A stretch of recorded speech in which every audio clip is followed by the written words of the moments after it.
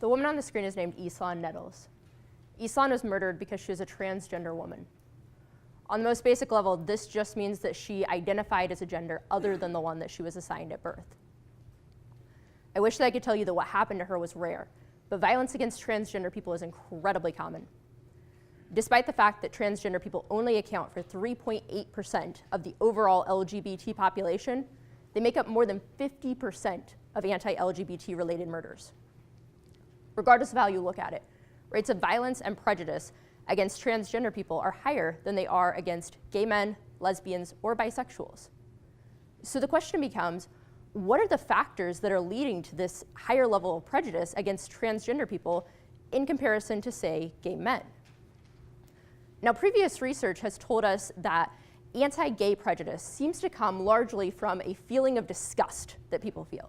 It's the yuck factor that people feel when they think about it.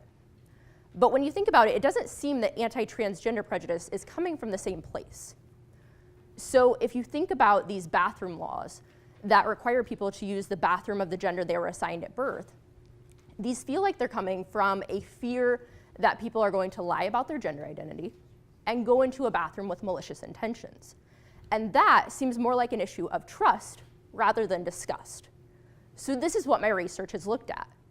And I found that at the most basic level, heterosexual, non-transgender participants rated transgender people as being both less trustworthy and more disgusting than they saw gay men. So just more negative across the board. But when I start to control for these variables, it becomes a little bit more interesting.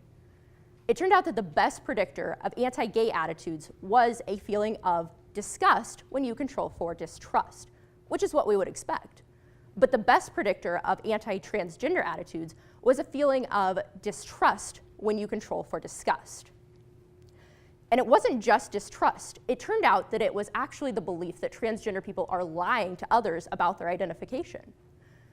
So these results together would suggest that while we may frequently be lumping LGBT into one broader minority category, at least when it comes to reducing prejudice, maybe this isn't what we should be doing.